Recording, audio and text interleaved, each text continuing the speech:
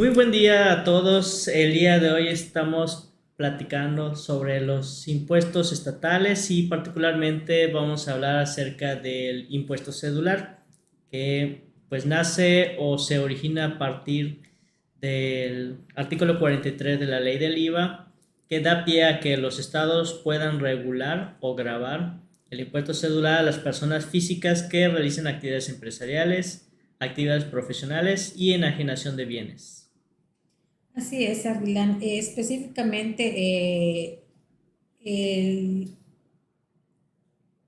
el nacimiento, podríamos hacer, de estos impuestos celulares, precisamente es un impuesto local que se le tiene permitido a las entidades federativas que puedan establecerlo en base a los ingresos que perciban, ¿verdad? En este caso, pues, las personas físicas.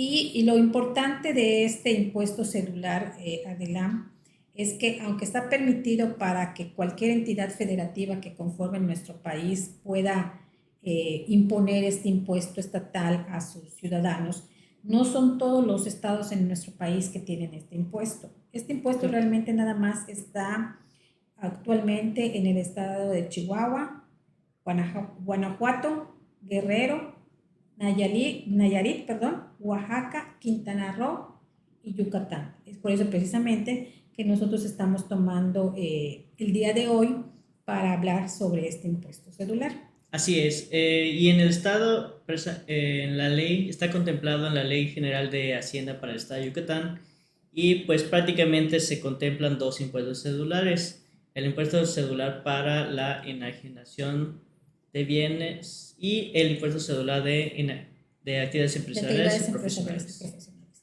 Pero fíjate, Adela, yo quisiera comentar algunas características que las entidades federativas debieran Contemplar para contemplar poder prever este para impuesto poder cedular. prever este impuesto. Voy a leer brevemente algunos, ¿verdad? Dice, estos solo podrán establecerse en casos de personas físicas, ya lo habíamos comentado, y específicamente enajenación de bienes, uso goce temporal de bienes inmuebles, actividades profesionales, actividades empresariales. La tasa, esta no podrá ser mayor de entre el 2% al 5%. Y la base sobre la cual se va a aplicar la tasa es la ganancia obtenida, ya sea en la enajenación de bienes de cada entidad federativa, con independencia de que el contribuyente tenga su domicilio fiscal fuera de dicha entidad. En este punto yo quiero especificar lo siguiente, o sea, yo puedo tener mi domicilio fiscal principal, por ejemplo, se me ocurre decir Tabasco, pero aquí yo tengo un bien inmueble. Entonces, el impuesto cedular por este bien inmueble que yo tenga en el estado de Yucatán y que yo quiera hacer, por ejemplo, algún tipo de enajenación con él, entonces aquí en el estado está sujeto ese bien inmueble. O sea, y por eso dice independientemente de donde el contribuyente tenga su domicilio fiscal, porque una cosa es la contribución federal y otra cosa diferente es la contribución estatal que como ciudadanos debemos de tener. Dice, dicha base impositiva deberá considerar los mismos ingresos y las mismas deducciones que se establezcan en la ley de ISR. La particularidad que tiene la ley, nuestra ley hacendaria estatal para este tipo de impuestos y como para los otros que hemos estado viendo, siempre se apegan a los lineamientos de la ley federal en cuestión. En este caso, para poder determinar la ganancia en un momento dado y aplicar este impuesto, pues está muy apegado a que sea lo que dice específicamente la ley del impuesto sobre la renta. Sí, y en este caso de la enajenación de bienes, pues está contemplado en el capítulo cuarto del título cuarto de la ley del De impuesto la sobre la ley de renta, la... que es específicamente por la enajenación de bienes en general, y pues tiene dos secciones de régimen general y de acciones en bolsa de valores, pero pues eso ya son Eso otros ya, detalles particulares que se dan en cada caso. exactamente. Entonces, ahorita lo que ya identificamos es que en el gobierno, aquí en nuestro estado, está el cedular sobre actividades empresariales, que es uno, y el cedular sobre enajenación de bienes. Entonces, vamos ahorita, por ejemplo, ¿cuáles sería o por qué actividades pudiéramos tener un impuesto cedular por actividades empresariales, Ávila? Pues son las contempladas prácticamente en la ley del impuesto sobre la renta y pues está dividido en varias secciones. Pues está de las personas físicas con actividades empresariales y profesionales, del régimen de incorporación fiscal que pues está en extinción, de los ingresos por enajenación de bienes o prestación de servicios a través de internet o plataformas tecnológicas. Esos entran aquí, por ejemplo, los que manejan Uber o venden Mercado Libre, etcétera. Y del régimen simplificado de confianza de actividades de personas físicas. Sí, específicamente actividades personales físicas. Entonces, sí, aquí hay otra particularidad, que aquí lo que tenemos que tener en cuenta también, en todo lo que ya nos comentó Abdilam, es que esto lo vamos a hacer si la empresa o la persona física, actividad empresarial, tiene varios establecimientos dentro del Estado Aunque no o tenga agencias. aunque no tenga su domicilio fiscal, obviamente, en el Exactamente, Estado, en el pues, Estado lo va a cubrir por esas sucursales o o ese agencias, establecimiento. que eso es algo, es una característica que les acabo de comentar hace un momento. Sí.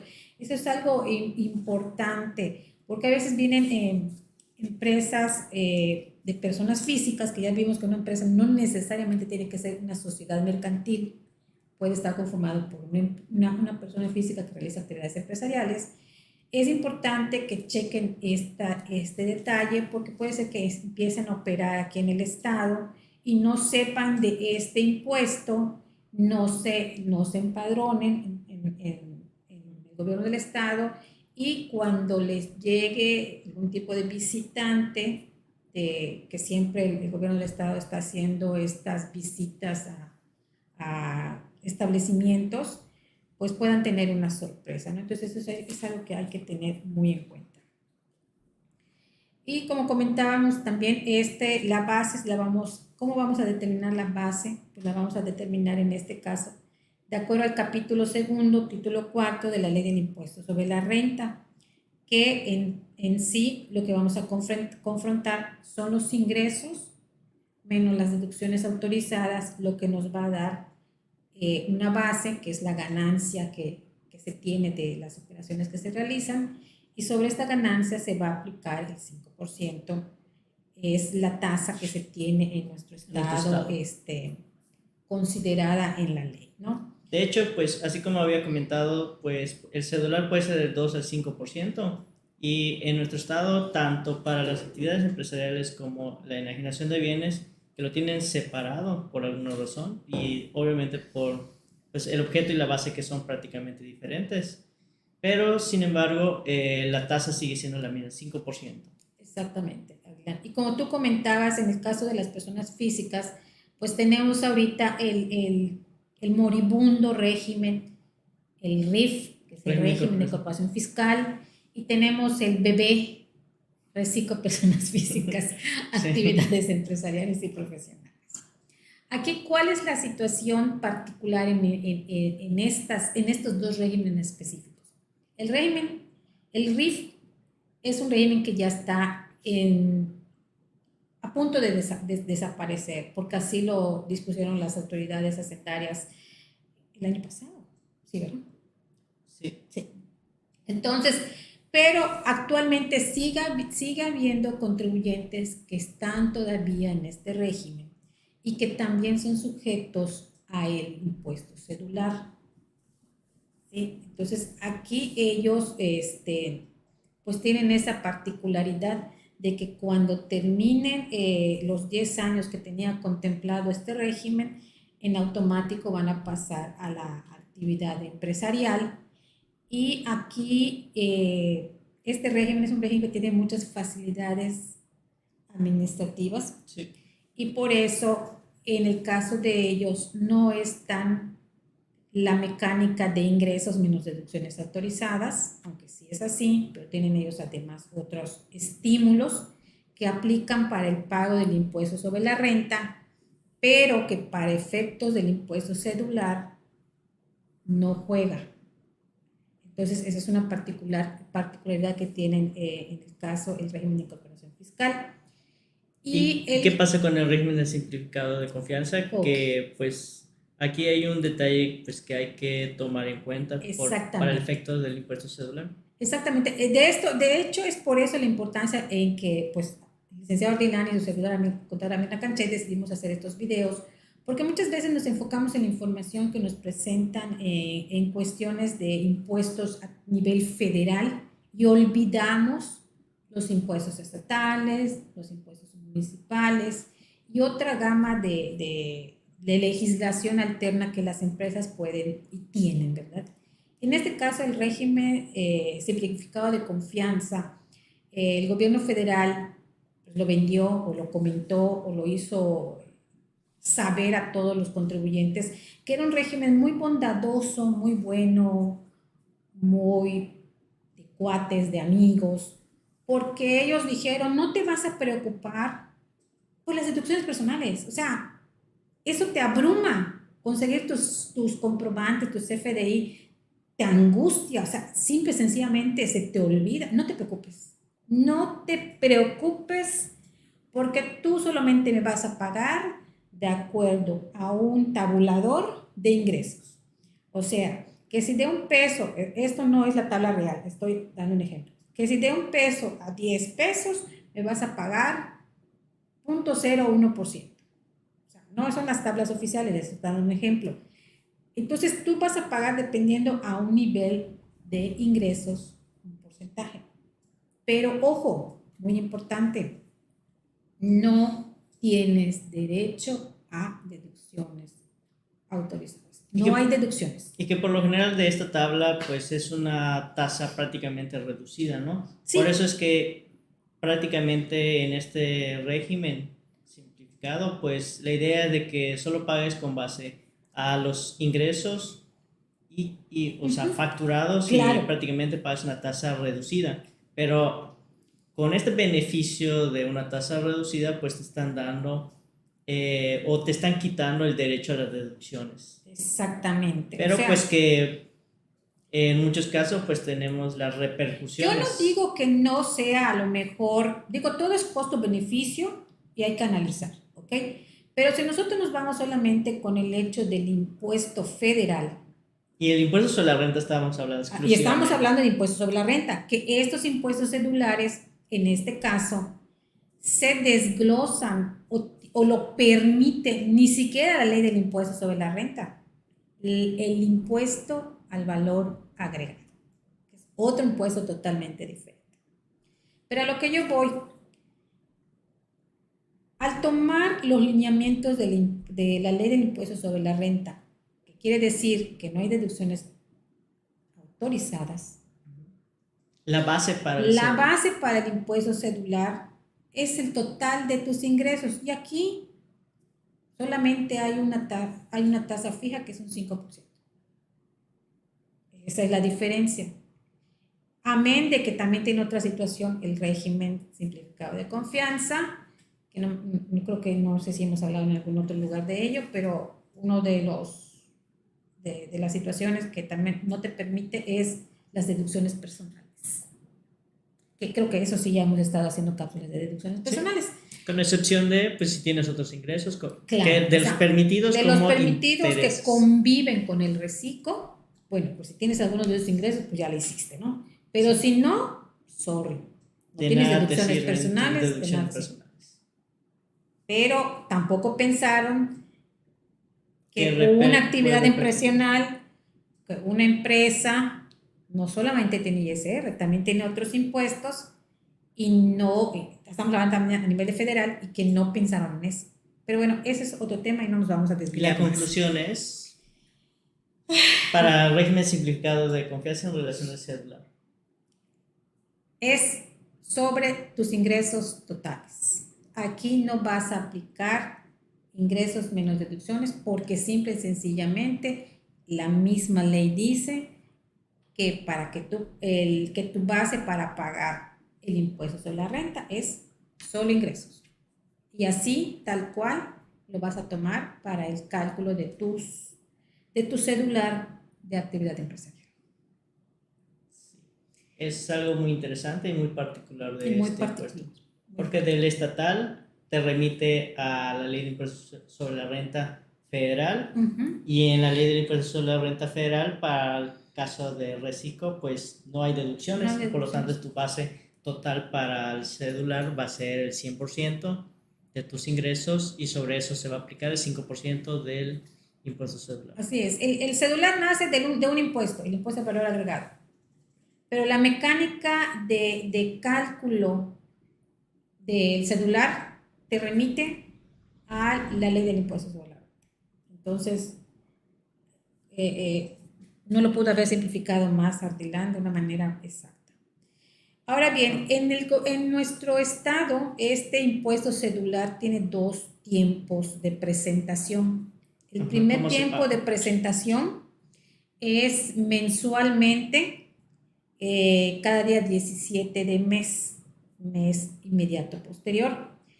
Y también se presenta una declaración anual.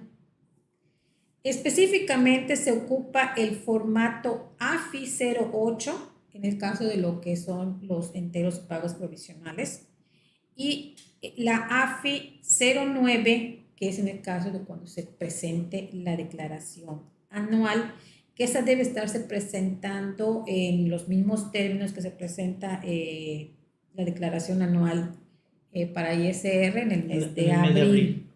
¿Sí? Ahora, ¿cómo podemos nosotros hacer este pago de este impuesto? Bueno, hay 2 maneras. La primera es pagarlo directamente a través del portal de afi.yucatan.com.mx, entrar en el apartado de pago de impuestos, y la verdad es muy amigable la página para hacer el cálculo y todo, obviamente previo a tener tu registro estatal patronal, pero la verdad es de lo mejor que ha hecho el gobierno estatal, de haber invertido mucho a su página. Y de hecho, recientemente emitieron un comunicado diciendo que el impuesto celular ahora va a ser 100% en línea, ya no se va a poder pagar. Es correcto. Presencial. Sí, de hecho eso es lo que les iba a comentar, porque hoy por hoy también puedes pagarlo en las diferentes oficinas recaudatorias, obviamente imprimiendo este formato, y lo podrías ir a pagar directamente con cheque, en cajas, en efectivo, porque bueno, este impuesto celular, pues acá hay muchas personas físicas con actividad empresarial, tendejones, tienditas, los Ubers, entonces, pero ahorita ya la autoridad quiere hacerlo un poco más fácil, y sinceramente, pues por ejemplo, ya es necesario, sino que indispensable, que todos los contribuyentes pues tengan una cuenta fiscal para el manejo de sus ingresos y de sus gastos. Y bueno, le toca el turno al impuesto celular por enajenación de bienes inmuebles.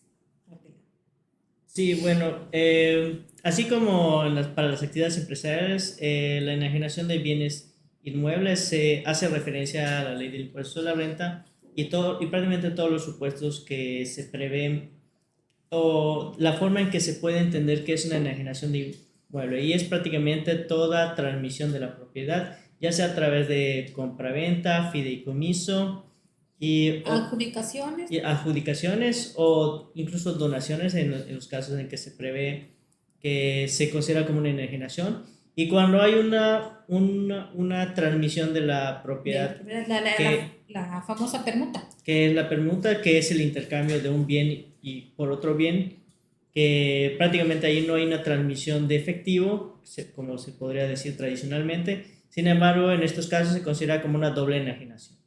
Así es, porque yo te doy y tú me das, pero son bienes diferentes, ¿no? Entonces son bienes diferentes, y pues existe una transmisión de la propiedad que la ley y el Código Fiscal prevé como un doble enajenación, y por lo tanto en esos casos se van a considerar las 2 enajenaciones como una ganancia prácticamente. Por ejemplo, Ardilán, ¿qué es lo que yo pudiera considerar como un bien inmueble enajenante o sujeto a enajenación? En este caso, pues se va a considerar todos los bienes inmuebles, o sea, casas y terrenos, o ya sean terrenos con construcción, que estén en el estado, porque estamos hablando obviamente del estado de del Yucatán. estado de Yucatán. Eso es algo importante de recalcar, ¿verdad? Porque hay personas que dicen, bueno, es que si yo tengo un terrenito yo vivo acá, pero mi terrenito está en cualquier otro estado de los no mencionados, Tabasco, pues no vas a pagar aquí el impuesto celular por la enajenación que tuviste de tu terreno de Tabasco. Si tu terreno es de aquí de Mérida, pues aquí sí, pero en Tabasco no. O si eres de otro estado y tienes un terreno en En Yucatán Yucatán, y lo vas a vender, pues sí aquí pagarías sí el es impuesto, aunque seas tú de otro estado. de este estado. O sea, aquí la particularidad y lo que nosotros no debemos de perder de vista es que el bien inmueble tiene que estar en el estado de Yucatán. O sea, el terreno, el edificio, la casa, no sé, una fábrica o una fábrica, por ejemplo, es donde hacen ¿cómo se llama? Una nave industrial, por ejemplo. O sea, todo lo que sea un bien inmueble, pero tiene que estar aquí en el estado de Yucatán. Ok, Ardilan, y bueno, ahorita ya que sabemos cuáles son los bienes inmuebles, pues ahorita nos toca hablar de cuál es el objeto, o sea, cómo vamos nosotros a poder determinar la base para pagar el impuesto celular, que ya sabemos que es el 5%. Exactamente. El objeto se prevé como la totalidad de los ingresos menos las deducciones que se prevén en la ley del impuesto sobre la renta. Y otra vez, pues nos remitimos a la ley federal para determinar cuáles son esas deducciones y como existen demasiadas particularidades en la ley del impuesto sobre la renta cuando se trata de enajenación de bienes inmuebles, pues prácticamente pues hay que atender a cada caso particular. Así Porque es. pues está ahí el costo comprobado de adquisición, están los gastos, por ejemplo, notariales, avalúos, entre otros elementos que O se la pueden... mejor, así es un terreno que Obvio. después le hiciste el edificio encima, pues todo eso lo tienes que estar documentado. O sea, todo eso Documentando, tiene que estar facturando, o sea, facturado. para poder lograr hacerlo deducible en el momento de la Exactamente. enajenación. Incluso el precio comprobado de adquisición y algunos, por ejemplo, facilidades que hay, por ejemplo, el costo del terreno cuando menos del 20%. Así es. Entre Entonces, otros. en términos generales, la manera de poder obtener lo que es la ganancia para la base del cálculo, que en términos generales son los ingresos y Menos todas las deducciones deducciones autorizadas. autorizadas, pues esa regla no cambia. Aquí, como bien dice Ardilán, la mecánica para llegar a esa ganancia, dependiendo de las deducciones autorizadas, va a variar porque específicamente en el capítulo de enajenaciones de bienes inmuebles hay muchas particularidades, que cada particularidad tiene su propio tecnicismo para poder determinar qué deducciones personales le aplica a cada una de ellas, porque no les aplican todas y depende de las circunstancias. Esto, pues no podríamos nosotros explicarlos en ese momento, nos encantaría, pero esto sería muy técnico y sería muy largo. Entonces, solamente les vamos a comentar que la regla general es determinar ingresos menos deducciones autorizadas, obtenemos lo que es la base, que es la diferencia entre estos dos, y sobre esta nosotros vamos a aplicar el 5%. Bueno, y también hay algo que me gustaría comentar y es que también depende de la persona que vaya a enajenar el bien. Si, por ejemplo, la persona tiene actividades empresariales, pues ese cálculo lo tiene que hacer uno mismo. Pero en el caso de que sea cualquier otra persona que enajena su casa, por ejemplo, el cálculo y las deducciones prácticamente lo va a hacer el notario público. Es correcto, o sea, Y este es el que va a recaudar esta contribución y lo va a pagar. estamos hablando en el caso de la venta de casas habitación. Específicamente lo que comenta Abdilan y por ejemplo, porque sabemos que en el caso de una Bueno, donación, aunque el caso de casa habitación prácticamente pues está exento, ¿no? ajá, Pero digamos pero de que realmente una particular cualquiera, bueno, asalariado, venda una casa o un terreno, pues el cálculo lo va a hacer el el notario. notario. Entonces ahí ya es el notario en específico que va a fungir como fedatario, de revisar que realmente todos los gastos sean inherentes a esa propiedad que Y se los está cálculos vendiendo, también y los para... cálculos pues ya es a cargo del fedatario público, ¿no? Entonces, ahora, ¿en qué momento, como esta situación de la enajenación se tiene que presentar y pagar el impuesto correspondiente en la época en la que suceda? ¿Y cuándo debe ser esto? Se debe hacer aproximadamente dentro de los 30 días hábiles siguientes a la fecha de la enajenación. Aquí no hay una periodicidad como en el caso de las actividades empresariales. ¿Por qué? Porque aquí se va a pagar cuando se dé el hecho. Exactamente. Aquí, a diferencia del impuesto cedular por actividades empresariales, que es un pago provisional, mensual y luego un pago Una anual, o declaración sea, una anual. declaración anual. En este, pues prácticamente es por evento o por hecho. Cada vez que se venda un terreno o una casa o cualquier edificio, se va a causar el impuesto y se va a pagar dentro de los 30 días siguientes. No hay necesidad de una declaración anual como en Exacto. otros Entonces, casos. podríamos decir que este es un pago definitivo. De hecho, eso ¿Mm? estaba viendo. La ley no lo dice Aunque no lo dice expresamente, exactamente, aunque la pero ley se no lo dice puede considerar como un expresamente, pago definitivo. pero este es un pago definitivo. O Claro, sea, no, ¿por qué? Porque no hay un pago a cuenta de una declaración anual, no es no un es un pago provisional. provisional. Entonces, esto realmente viene siendo un pago definitivo, aunque realmente expresamente la ley no lo especifica así. Exacto. Y este pago definitivo de cedular de enajenación de bienes se paga a través del formato AFI 07. Igualmente, se puede pagar desde el portal afi.yucatán.gov.mx o en las oficinas recaudadoras imprimiendo y llenando previamente el formato correspondiente ante cualquier institución bancaria o oficinas recaudadoras del mismo gobierno del Estado. Esta es prácticamente, Adelante, es lo que tenemos en cuanto al impuesto celular Sí. que en nuestro estado tenemos, y que les hago el recordatorio que no todos los estados lo tienen, aunque todos los estados podrían tenerlo. Y actualmente solamente son 1, 2, 3, 4, 5, 6, 7 estados que lo tienen. Y precisamente por eso, porque no todos los estados lo tienen, es que hay que remarcar la importancia para no incurrir en alguna situación irregular o las empresas y personas físicas que vienen a hacer negocios o a vender inmuebles, pues lo tengan en cuenta porque tienen que estar conscientes de que se va a pagar este impuesto estatal a diferencia o en adición a los impuestos federales que existen o incluso los municipales. Por eso es la importancia de que cuando tú vayas a hacer algún tipo de operación, extender tus negocios en otros estados, pues averigües cuáles son los impuestos estatales y municipales que tiene el estado en el cual tú vas a empezar a tener movimiento Ingresos. empresarial, ¿no? Ingresos, como dice Arrilán, más acertadamente, y pues Asesorarse apegarte, ¿no? y Sí, asesorarse, claro, asesorarte, apegarte a ellos, porque recordemos que el hecho de que tú ignores no te exime del cumplimiento. del cumplimiento, la obligación de contribuir, o en este caso, pues al estado en el que tú vayas a empezar a hacer operaciones comerciales.